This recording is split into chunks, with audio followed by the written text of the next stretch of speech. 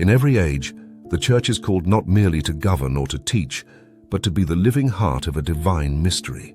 To be, in essence, the presence of Christ in the world.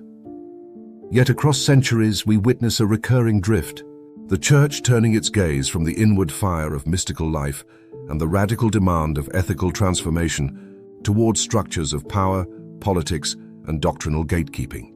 This drift is not simply historical, it is a spiritual fallacy with far-reaching consequences. The mystical mission of the Church is its lifeblood.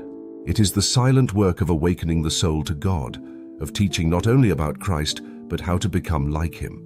This mission is not confined to saints and monastics. It is the inheritance of all believers.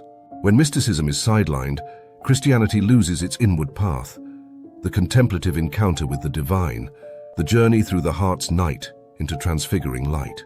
Equally essential is the Church's ethical mission, to embody love, justice, mercy, and truth in the world. The early Church scandalized the Roman Empire, not with theological subtlety, but with lives of radical compassion, mutual aid, and moral clarity. When this mission is reduced to moralism or selectively applied, the Church forfeits its prophetic voice and becomes complicit in the very injustices it was born to challenge.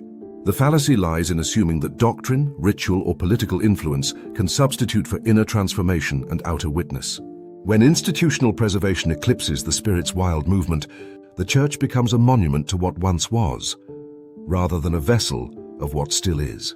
Throughout history, prophets, mystics, and reformers, Teresa of Avila, Francis of Assisi, Martin Luther King Jr., and countless others, have reminded the Church of its true calling, to be both deeply mystical and fiercely ethical.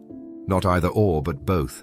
Not as parallel tracks, but as one path, the path of love in action, rooted in divine union. To recover this mission is not to abandon tradition, but to return to its source. The Church does not need to invent a new identity, it needs to remember.